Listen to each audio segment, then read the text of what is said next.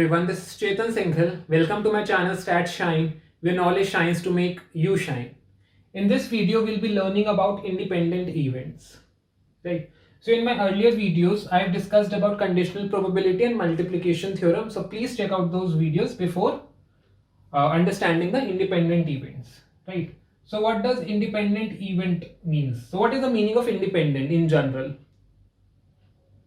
So that is so if we say that one event is independent of other, it means that the occurrence of that event is not dependent on that. So suppose there are two events E and F, and I say that event E and F are independent.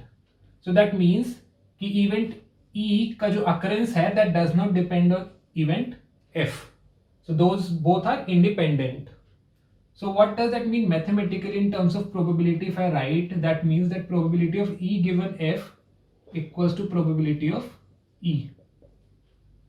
Right? This means that given F, the probability of E is equals to the probability of E. This means the event F does not impact occurrence of E. This is the definition of independent events. So the case when probability of E given F equals to probability of E, then we say that events E is independent. This means that E is independent of F. So probability of E given F is nothing but probability of E intersection F upon probability of F, and if they are independent, this is nothing but equals to E. So as a result, we have, if events E and F are independent, then probability of E intersection F is equals to P of E into P of F. So this is by definition, and this is just follows from the definition that if the intersection of two probabilities equals the multiplication of the individual probabilities, then we say that events E and F are independent. The occurrence of one does not affect the occurrence of other. So consider an example. So we have 52 cards, a deck of 52 cards well shuffled. So define event E, drawing a spade, and F, drawing an ace. Right. So what is probability of E? So we know that there are 13 spades. So it's 13 by 52. This is 1 by 4. And what is probability of F? We know that there are 4 aces. This is 4 by 52. This is 1 by 13. What is probability? So we'll see both these cases. We'll see probability of E given F.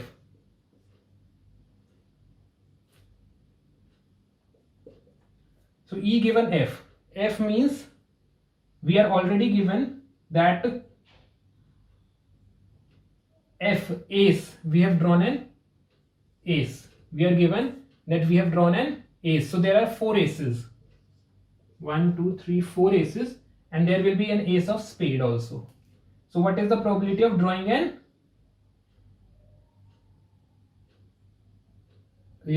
So given F means we have drawn an ace.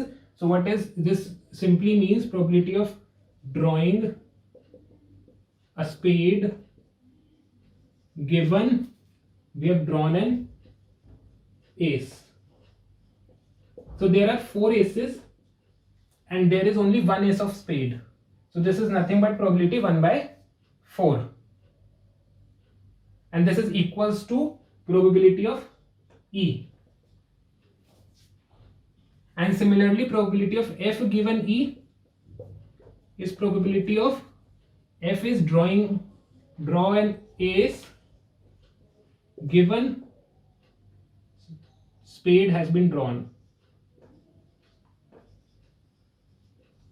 So there are only 1 ace out of 13 spades because we have drawn 13 spades already. So this is nothing but probability of F. So from here, these conditions are satisfied, right? Probability of E given F is E, probability of E, and probability of F given E is probability of F. So this means that E and F are independent. Independent. So now we'll calculate probability of E intersection F. So what is E intersection F? E drawing a spade and an ace. So this is only one case because there is only one spade, ace of spade. This is 1 upon 52. And if we multiply these probabilities, P of E, P of F equals to P of E into P of F, because this is 1 by 4 into 1 by 13 equals to 1 by 52. So this follows. So this means that this event E and F are independent, and we have verified from both the definition also and both by this fact also, right? So this is the meaning of independent event. So we'll discuss some of the features of independent events now. So now we'll be discussing some features of independent events. So as we have discussed earlier, so probability of E intersection F equals to probability of into probability of F for independent events, right? And if this is not equals to probability of E into probability of F, then they are said to be dependent events. Now there is some confusion that usually follows for mutually exclusive and independent events. These two are totally different concepts. In mutually exclusive, probability of A intersection B is phi. This means there is nothing common.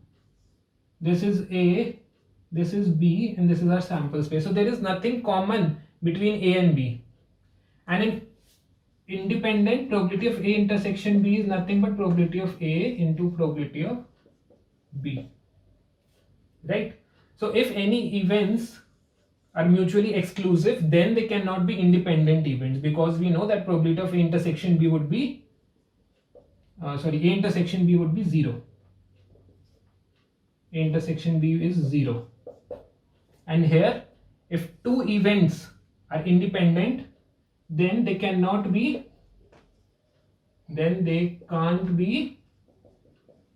mutually exclusive. Here we are assuming probability of A, probability of B, they are some non-zero probabilities, right? So mutually exclusive means their intersection is 0, and independent means that the occurrence of one doesn't impact the occurrence of other. So they can occur simultaneously, as we saw in the example below, but in mutually exclusive there is nothing common in them. So till now we have just seen the independence of two events. Suppose we have three events A, B, C. So how the independence is defined? So this means that that occurrence of any of the event does not impact the occurrence of any other event. So in simple terms, we defined firstly pairwise independence. This is probability of A intersection B is probability of A into B, probability of A intersection C is equals to probability of A into probability of C, probability of B intersection C equals to probability of B into probability of C. So this is pairwise independence, and then probability of A intersection B intersection C equals to probability of B, probability of A, probability of B, probability of C. So if these four conditions hold, then we say that events A, B, and C are independent, right? One more thing, suppose E and F are independent.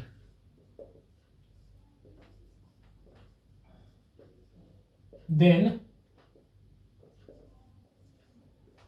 E dash and F, E dash is nothing but the complement, E and F dash, E dash and F dash are also independent. I'll just solve for this case, the rest of the case are also similar. So we'll draw a Venn diagram. So this is E, this is F, this is E intersection F, right? So we are given that E and F are independent. What does that mean? Probability of E into probability of F, right? Now we have to calculate this probability of E dash intersection F. So E dash intersection F is nothing but this, right? This, the dotted one, this is E dash intersection F. So this is nothing but probability of F, this whole F minus probability of E intersection F, right? So this is probability of F, and if we minus this intersection, then we'll remain with this dotted portion, right? So this is probability of F minus probability of E into probability of F, right? Because using star equals to probability of F will take common. This would be 1 minus probability of E. This is nothing but probability of F into probability of E dash. So now we have that probability of E dash intersection F equals to probability of F into probability of E dash. So this implies that E dash and F are independent. Similarly, E dash and F dash both are also independent events. So hope you have understood the concept of independent events. So if you liked the video, if you like the explanation and the content, please subscribe my channel and like the video. Keep shining. Thank you.